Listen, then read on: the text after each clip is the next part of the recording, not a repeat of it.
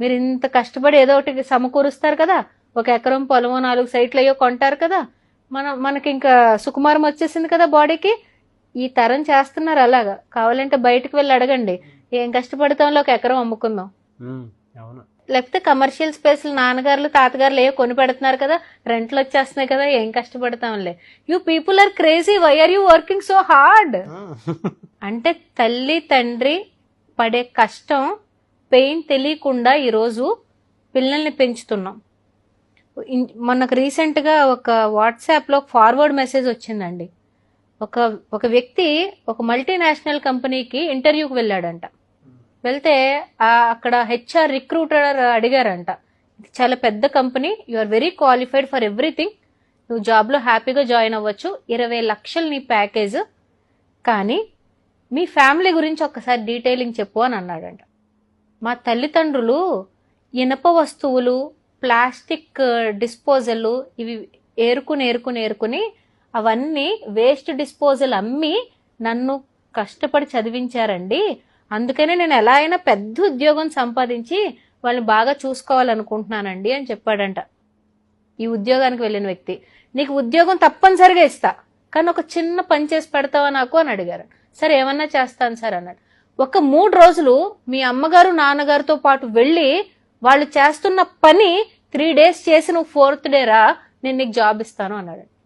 First day evening కండి, ఈ ఎంఎన్సీకి job apply చేసిన వ్యక్తి ఫస్ట్ డే ఈవినింగ్ కి చిన్న గాజు పెంకు గుర్చుకుని ఒక చిన్న ఐరన్ రాడ్ గీసుకునేటప్పటికి విలవిలవిల్లాడిపోయి హాస్పిటల్కి వెళ్ళిపోయి ఫస్ట్ ఎయిడ్ చేయించేసుకుని తల్లిదండ్రులు కాళ్ళ మీద పడిపోయి, ఇంత కష్టపడి ఇంత కోసుకుని ఇంత ఇనుముల గాజు పెంకుల మధ్యలో మీ రక్తాన్ని దారపోసి నన్ను చదివించారా అన్న పెయిన్ ఒక రోజు ఆ పనికి వెళ్తే తెలిసిందంటే ఈ పిల్లోడికి.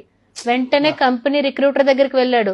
సార్ మీరు జాబ్ ఇచ్చినా ఇవ్వకపోయినా వాళ్ళు నాకు కళ్ళు తెరిపించారు సార్, నా తల్లిదండ్రులు ఎంత రక్తం చిందించి నాకు ఈ రూపాయి సంపాదించారో నాకు ఇప్పటి వరకు నిజంగా తెలియదు. వాళ్ళు కష్టపడుతున్నారని తెలుసు కానీ చేతులు బొబ్బలు వచ్చేసి కాళ్ళు రాసుకుపోయేంతలా కష్టపడుతున్నారని నాకు తెలియదు సార్. ఇది సాఫ్ట్వేర్ ఎంప్లాయీస్ కూడానండి. ఏ సాఫ్ట్వేర్ జాబ్ అంటే ఏసీలో కూర్చోవడం అనుకుంటున్నారా? బుర్ర ఎట్ ద పీక్ స్ట్రెస్ లో ఉంటదండి. 4 బస్తాలు ఇసుక మోసినప్పుడు ఉన్న ఫిజికల్ కష్టం ఎలా ఉంటుందో సాఫ్ట్వేర్ లో ఒక చిన్న బగ్ ఎంటర్ అయినప్పుడు బుర్ర మీద అంత ప్రెషర్ ఉంటది. మరి ఈరోజు పిల్లలు అమ్మకి నాన్నకి ₹1,00,000 జీతం పడితే జొమాటోలో ఆర్డర్లు చేసుకుంటారా? అమెజాన్ లో కూర్చుని గేమ్స్ కొనుక్కుంటా ఉంటారా? ఈ కష్టం పిల్లలకు తెలియాలి కదండి. It is not easy. ₹1 సంపాదించడం ఏమి ఈజీ కాదు.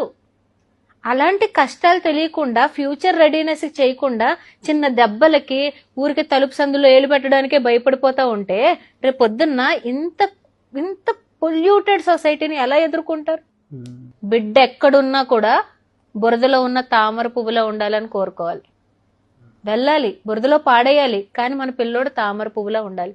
మన పిల్ల అలా వికసించాలి. అంతేగాని అసలు బురదలోకే ఎంటర్ అవ్వకు, ఫ్రెష్ వాటర్ లో ఉండు, మినరల్ వాటర్ పోస్తాను, హిమాలయ వాటర్ తాగు అంటే where will they sustain? Future is not easy. Future is not at all easy. అమ్మేసుకుంటా తినేస్తానంటే అయిపోతుంది. 6 సంవత్సరాలు 5 సంవత్సరాలు మొత్తం అయిపోతుంది. తర్వాత దిస్. కానీ మీరు ఉన్నా లేకపోయినా మీ పిల్లల కాళ్ళ మీద నిలబడాలి అంటే teach them that life skills. పడు, లెగుస్తావు, దెబ్బ తగులుతుంది, నువ్వు నేర్చుకుంటావుగా, మళ్ళీ అటు వెళ్ళకూడదని చెప్పి. బ్యాడ్ ఫ్రెండ్షిప్ లో చేస్తాడా? చెయ్యి. చేశాక అది చెప్పాలి, మనం ఆ లెసన్ చెప్పాలి. నేను ముందర ఎందుకు ఆపలేదో తెలుసా, తర్వాత నువ్వే పాఠం నేర్చుకుంటావని ఆపలేదు. అలాంటి రోజు మీ పిల్లోడు మీ దగ్గరకు వచ్చి బాధపడి నన్ను క్షమించు నానా, నువ్వు అప్పుడు చెప్తే నేను వినలేదు నిజం అన్నప్పుడు పర్ఫెక్ట్ లైఫ్ లెసన్ వచ్చేసినట్టు. ఇలాంటివి ఏ హార్వర్డ్ యూనివర్సిటీలో ఆక్స్ఫోర్డ్ లో నేర్పించరండి. అడుగు బయట పెట్టాలి, కష్టం పడాలి, ఒకసారి కింద పడాలి, పైకి లేవాలి, తప్పేంటో తెలుసుకోవాలి. Thank you so much doctor Ashlesha గారు.